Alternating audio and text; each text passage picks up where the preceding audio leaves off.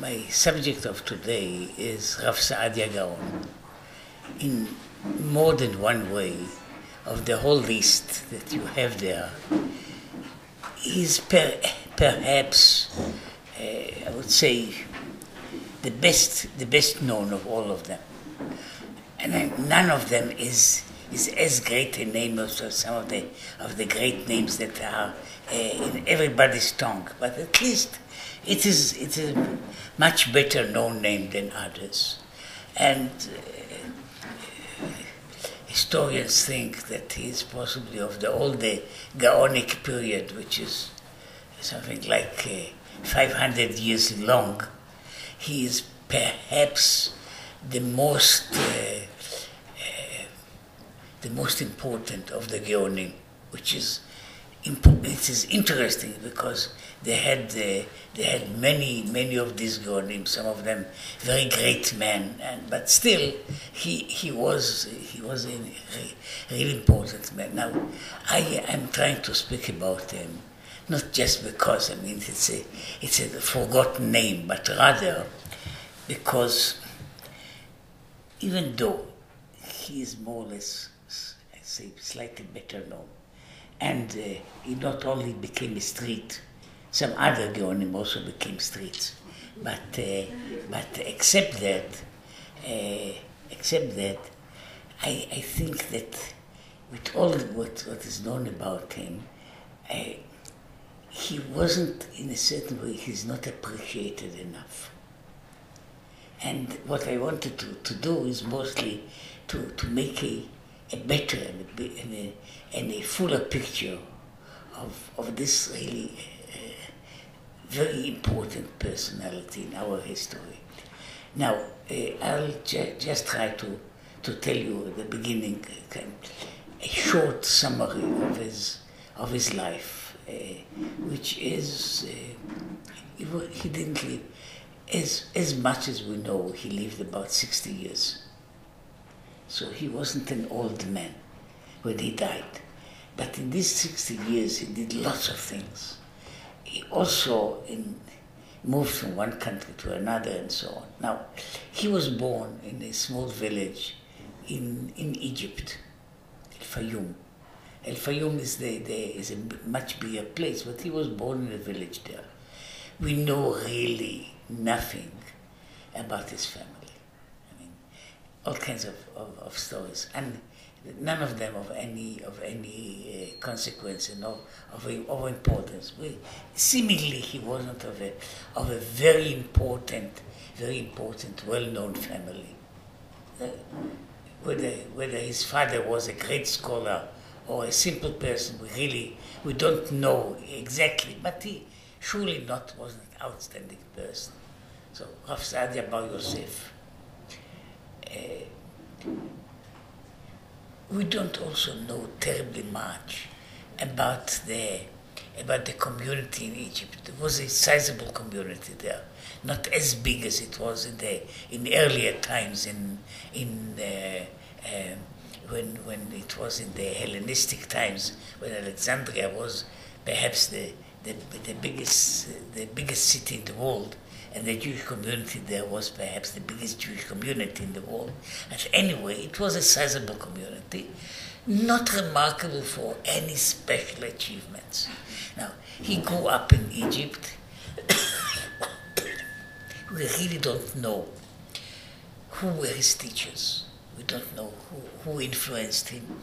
We know that at the age of, say, perhaps 20 odd or a little bit later, 30, he went to live in Eretz Israel. He lived for some time in Tiberias. That was then a very important center, especially for the Masorah. I mean, in that place in those times, they fixed basically the vocalization that we are using today of the Hebrew language, and also they created some of the basic rules of the the orderly way of keeping the biblical text exact. He was some time in Haleb, in northern Syria, and then he went to Egypt, to Babylonia, which was the big Jewish center. He was there for some time. Possibly he served in one of the yeshivot, there, and then came another stage in his life, which was at that time, as there was traditional, there were two great yeshivot in Babylonia, Sura and Pumbedita. They are very ancient yeshivot, and Pumbedita was perhaps the first one that came from Nehardea, which is traditionally it was one of the first places of Jewish learning in Babylonia. Sura was founded later, about the year 200. At least, I just forgot to do something which is important about the timing. You see, the dates that we have, we cannot be sure about his birthday, but is supposedly in the year 882. And he died in 942. So, as you see, about 60 years of age. Anyway, he came in Babylonia. There were two yeshivot. Now, these two yeshivot, I'm not going into details, but because for many years they were in friendly rivalry with each other, but they were in rivalry, and they had some differences in character. I would say Pumbedita was the more Babylonian in sense, and I would say slightly more rationalistic. Sura was far more open to influence of Eretz Israel, and it had also a kind of a more, I would say, a mystical tradition around it, but it wasn't a big difference. Anyway, the yeshivot, many a time, what created one great yeshiva, or not great yeshiva, was the personality of the head of the yeshiva, who was traditionally called Gaon, which is it is just a shortening of a title. But so later on we came to read to mean the word came to mean Gaon as a synonym of genius, of a very great scholar. But Gaon is Rosh Yeshivat Gaon Yaakov. That was the official title of the Gaon. So these were the Gaonim. Now the yeshiva, at that time, the yeshiva of Pumbedita was successful and flourishing. The yeshiva of Sura didn't have the right head, and they were searching for somebody to be at the head of the yeshiva. They didn't have elaborate search committees, but who was making the decision? The third party of the structure there, the Rosh HaGolah, the exilar, the political leader of the Jewish community in there. And he was searching. Basically, they say they had two candidates. One was somebody who was called Rav Tzemach Bar Shahim, a scholar, a Babylonian scholar, a nice guy, and so on. But, and then there was Rav Saadia, who was, first of all, you see, he was a foreigner. He was a foreigner. He came from Egypt. He didn't have any social connections with the community, no other connection with the community. He was possibly also, I don't know how much the difference was, but today the Arabic dialect of Egypt and the Arabic dialect of Iraq are not the same. You have to learn the way of pronouncing in order to move from one place to another. I suppose it was an ancient difference. Anyway, so he's a foreigner, a stranger. But he had already behind him some kind of a name. And so he was the other candidate. Let me just add that there are two basically the points of at least in the beginning of his career, as much as we know. One was that he opened. I'll deal with it a little bit later. He opened in effect, he opened the real fight against the Karaites. At that time, the Karaites were flourishing. Now there are remnants of a community. Some of them perhaps live still in Egypt. There are some of them that are in Israel, one or two villages, and perhaps spread. But at the time there was a very powerful community, which is, we say it is slightly heretical to our minds, and we are the rabbinical Jews. They are the Karaite Jews, but they were growing, flourishing, and as the Jewish habit is, splintering into different opinions, especially because the founder, so say, of the sect said, you search in the Torah, don't rely on me. So every group or every teacher had a new idea, and so they were fighting each other, and these ideas went from more or less traditional to some that were perhaps beyond the realm of Judaism at all. But it was a very big and very successful group. Now, for some reason, we don't really know, the leaders of the rabbinical Judaism, the Gaonim of Babylonia or of Eretz Israel, didn't deal very much with that. But Rav Saadia Gaon was the first one to begin to write. And he was seemingly, from whatever we know, a great writer. He was a great writer and a very great, I would say, very able in fighting.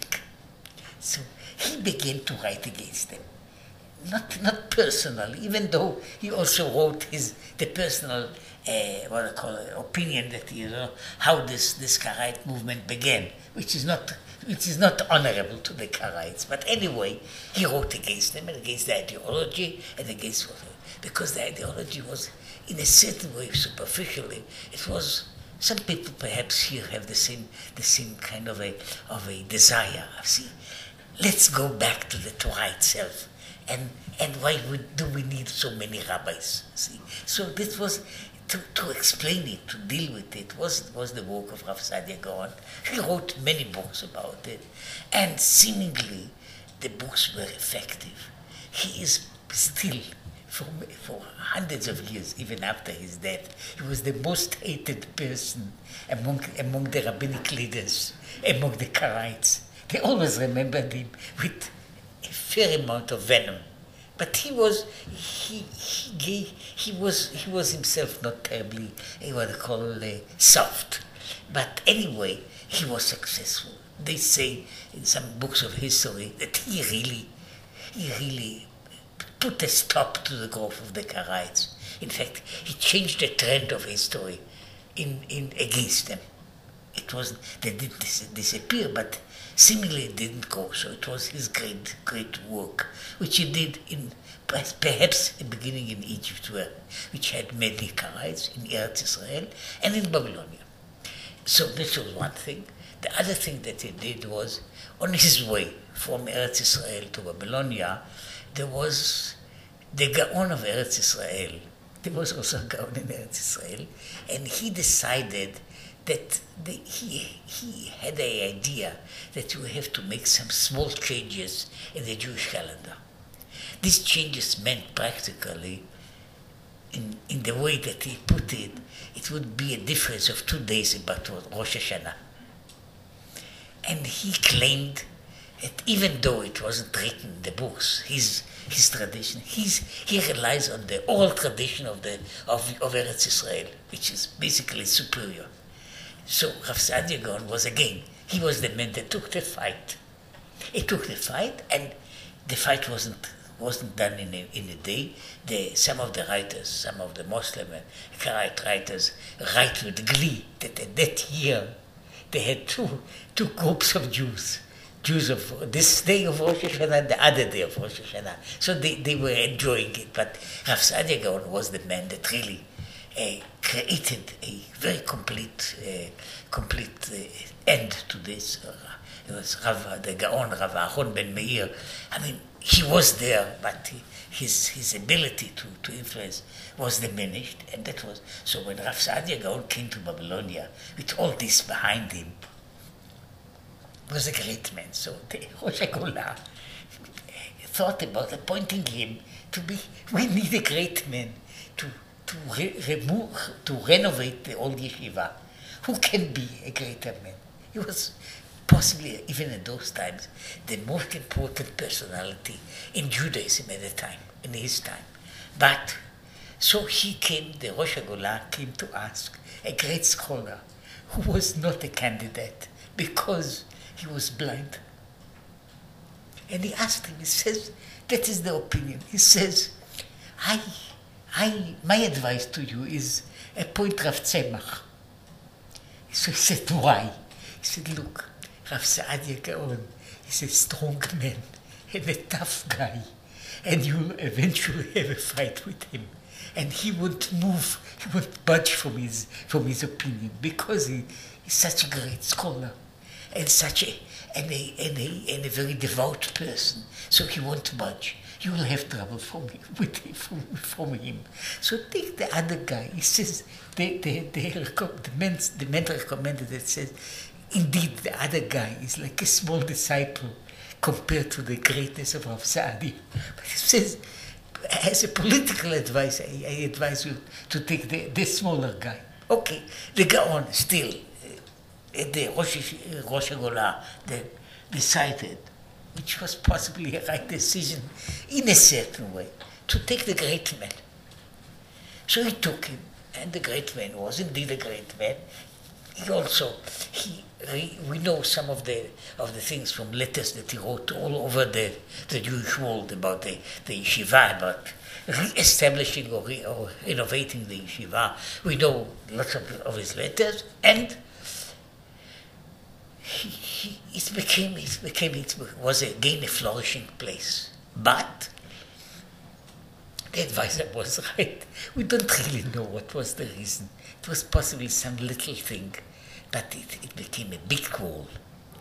And the call became bigger and bigger. And even though Rosh Hashanah was the political leader, and Rav Saadia was, as I said, he was the Rosh Yeshiva, but he was a stranger there. They really had a bitter fight, really very bitter fight, and the fight had ups and downs, because Rav Saadia, who was, we don't know anything about him as a person, but he was clearly a very shining person. I mean, great in almost every area. So he had his followers. The Rosh Hashanah had his followers, and they decided. The Rosh Hashanah decided to appoint a new person instead of Rav Saadia, and Rav Saadia decided to appoint a new Rosh Hashanah instead of this Rav David. So it was a big fight, and it took for years and years.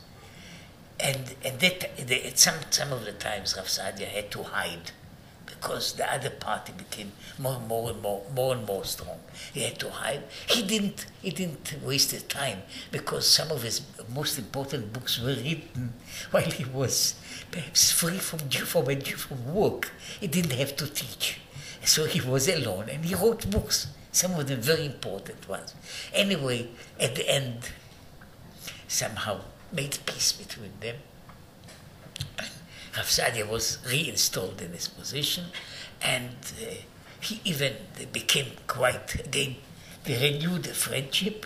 And the story is that when this Rosh Hashanah died, and he died, his son died, so he left a grandson who was a child, and Rav Saadia practically adopted him to grow him. But again, it didn't last long. And Rav Saadia also died, as I say. He was not an old man. We know about him. He left two sons, an older son and a younger son. His younger son, that was called Rabbi, became about 60 years later the Rosh Yeshiva of Sura. After, not he inherited directly, but with this time there were lots of differences, but he again regained this. So that's about what's called the history of Rav Saadia Gaon. Now, as in all this history, which is lots of writings, polemic writings, and he wrote lots of them, as I said, against the Karaites, against Rabbi Aaron, and possibly against the head of the Rosh Gola.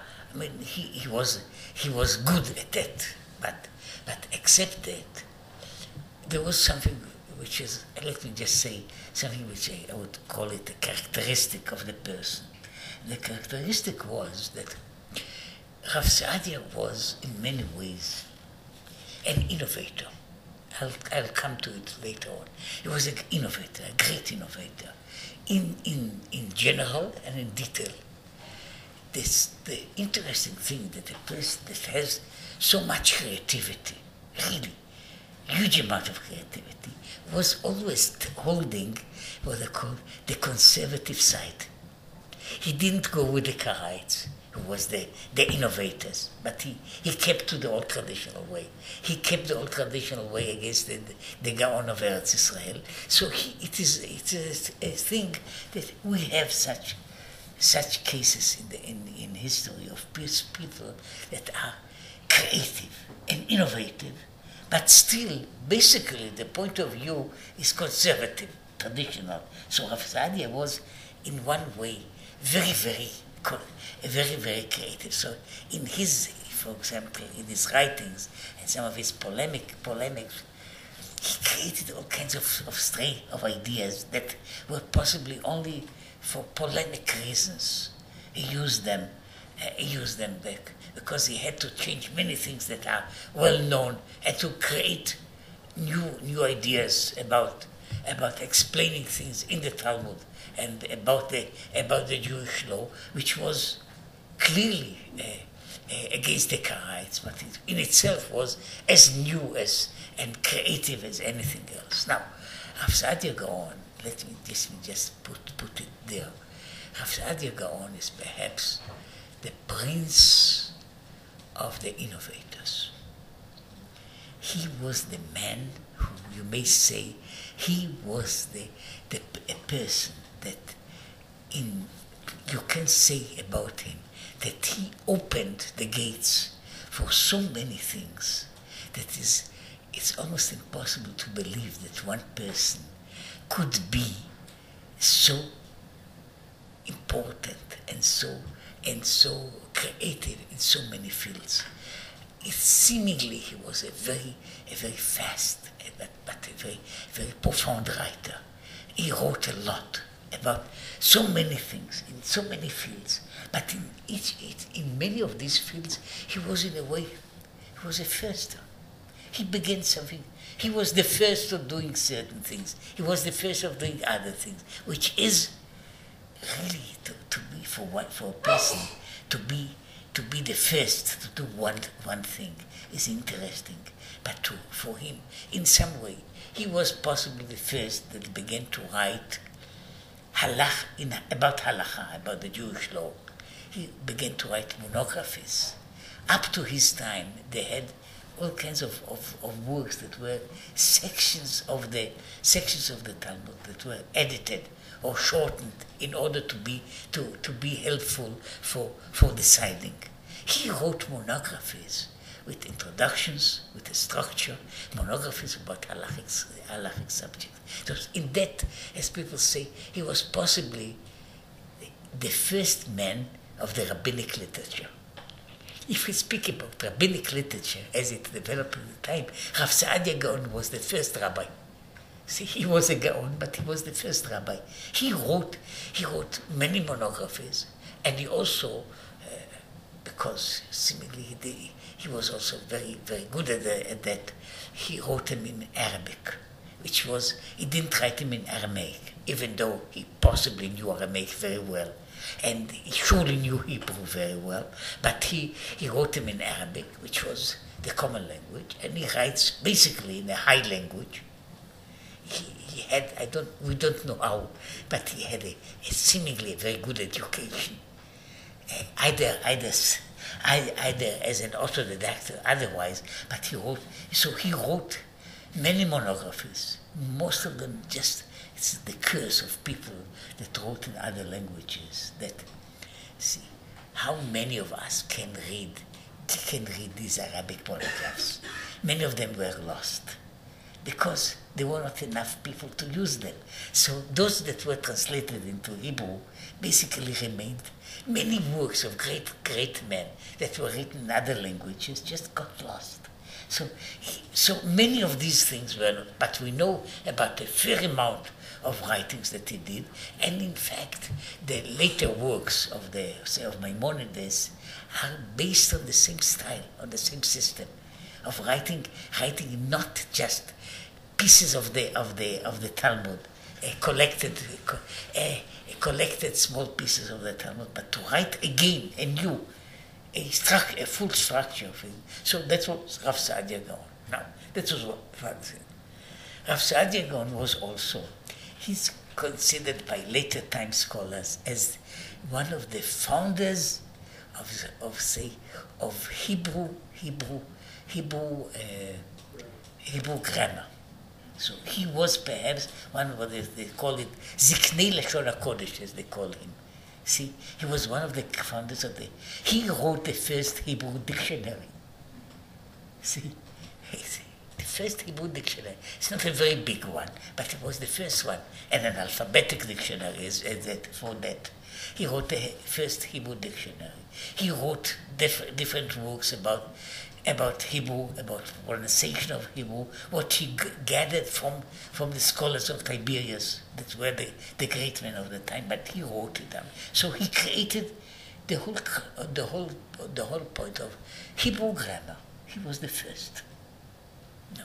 He was, because of his work, after many years, hundreds of years, he created a new translation of the Bible into Arabic. So again, just imagine the last people that we know about as translators of the Bible were into, some of them into Greek, the Septuagint, and some of them in the Vulgata, or perhaps into Aramaic, what's called Onkelos. But they were a few hundred years ago, before that. He created a new translation, completely new translation, which is, among others, it is still used, it was used at least in the past, in Yemen. In Yemen, the usual way was that the Torah was read 3 times. They don't keep the minhag very much, because reading the Torah in the right Yemenite way takes so much time. Even the Yemenites become tired of it. But they read the Torah, they read one verse of the Torah in Hebrew, then somebody else reads the Aramaic translation, and the third one reads the Arabic translation. So every text is translated twice, in Aramaic into Arabic, and they have the books. If you the books that you have, you can find them, some printed books. It's called the Taj, the Crown.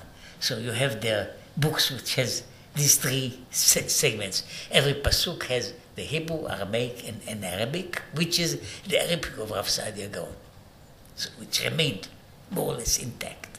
He also wrote, which again is a first, he wrote the first commentary on the Bible. His commentary on the Bible is the first one. You see, we have Midrashim in before them, but we don't have a commentary. He has a running commentary on the Bible from beginning to the end. Not all of it remained, but at least the Chumash is there, and many other books are there. And to look if you take some of the people who really used it, because look, a person like Rashi couldn't use much of it. It was in Arabic again. He wrote a commentary, but he wrote it in Arabic. But the Ibn Ezra, who knew Arabic, the Ibn Ezra is quoting him every page. See, quoting him, agreeing or disagreeing with him.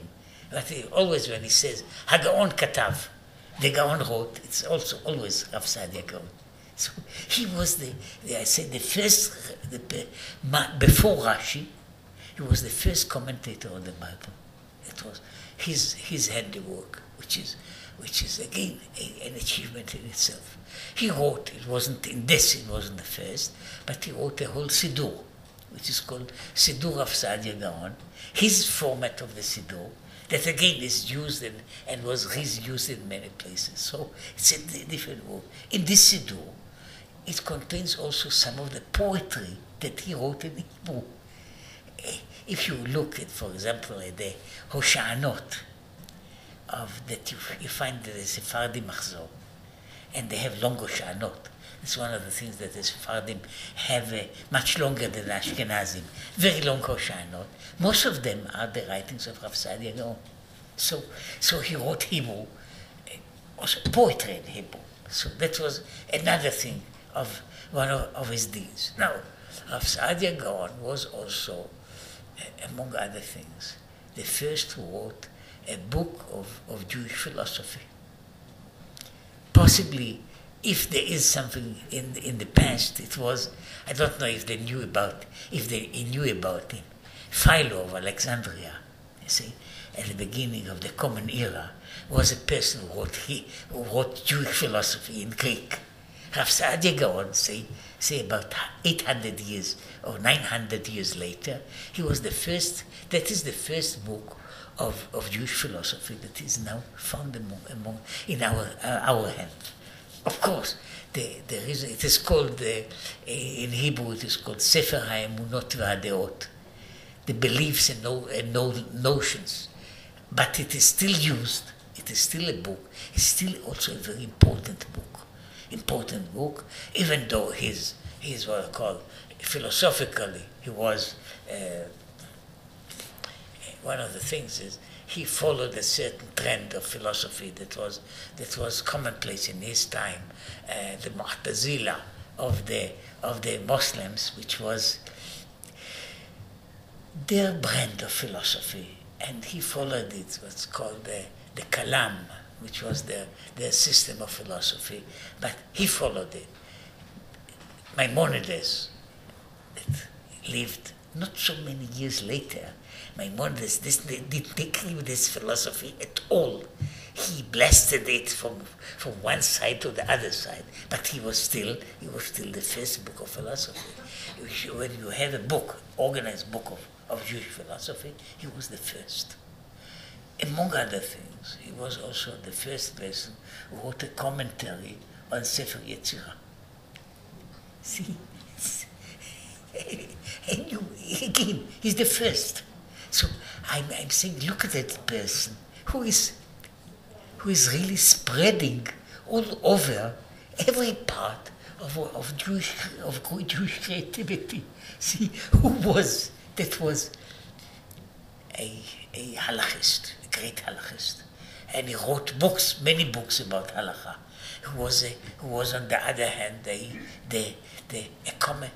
he made the Bible accessible and readable and understandable in a new way. He was the person who recreated recreated Hebrew language and the use of Hebrew language. There is a part of his dictionary that he wrote according to the Arabic usage, which was it was alphabetical but upside down, which means upside down. It means that the alphabet, it was the order of words was according to the endings. Why? Because it was used for rhyming.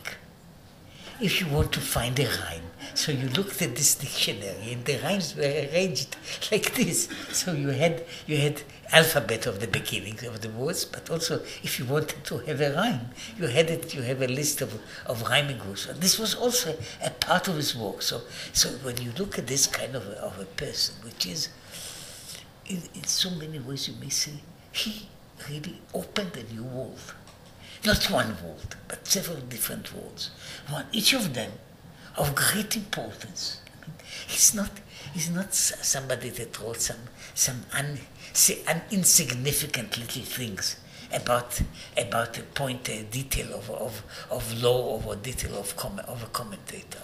He was, say, a person that, in a certain way, you may say that he was one of the very few people.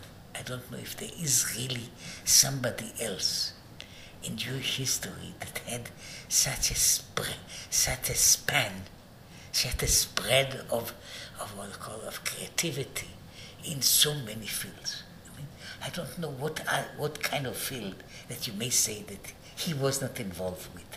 See, because involved with every field, from philosophy to mysticism, from Bible to the Talmud, from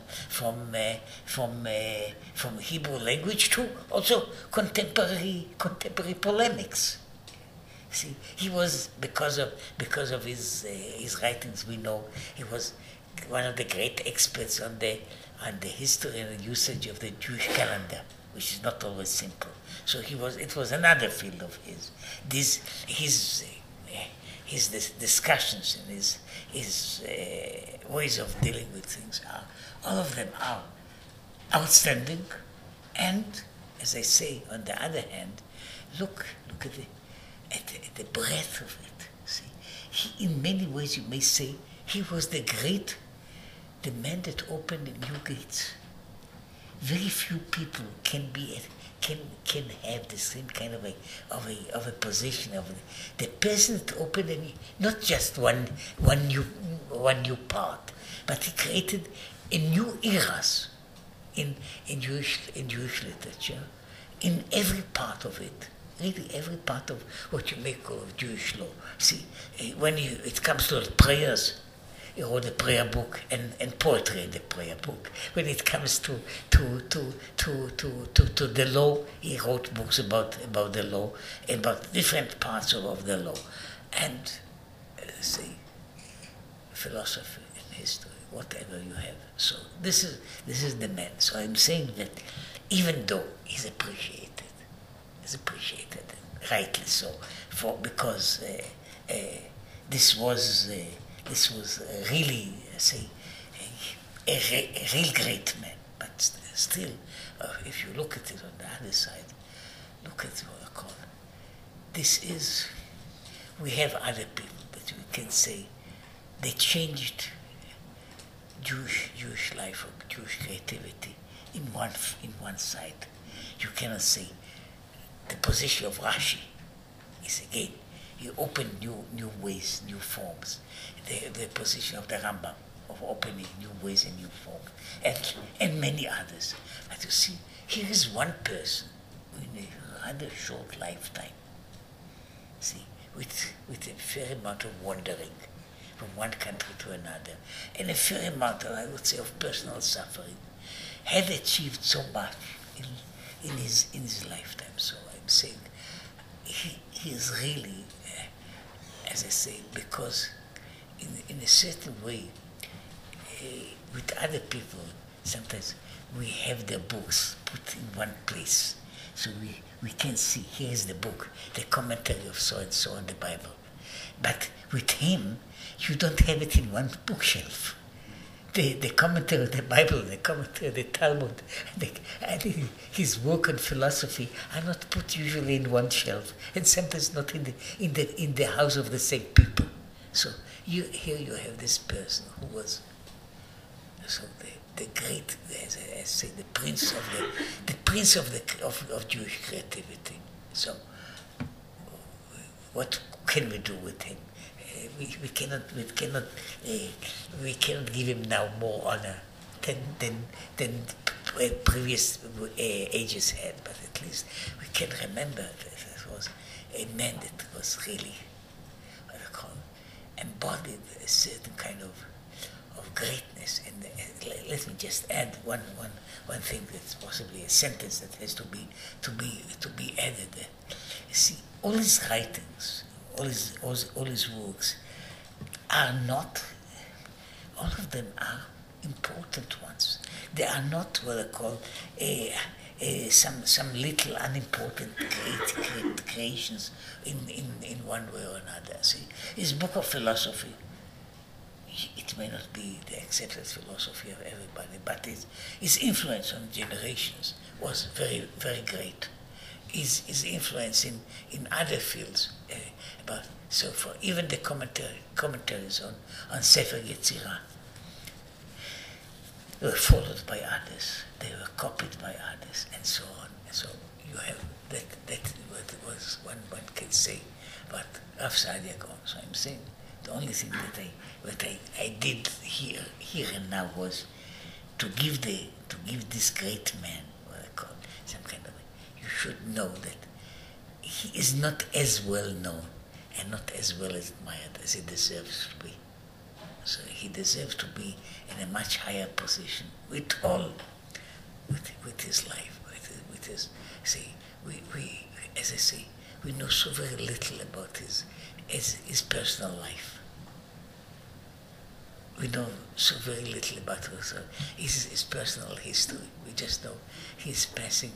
In fact, he passed through the three Jewish centers of culture in Egypt, in Eretz Israel, and Babylonia.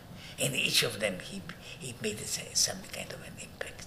In each of them, he did something, and he created a world which you may say, possibly in some fields, they wrote bigger Hebrew dictionaries than his, but he was the first. There were possibly people that taught about Jewish philosophy in different ways and different systems, but he was the first. There was many people that taught commentaries on the Bible, but he was the first. So that is the man that to him belongs the honor of being the first of everything. And so it's not enough to give him a street.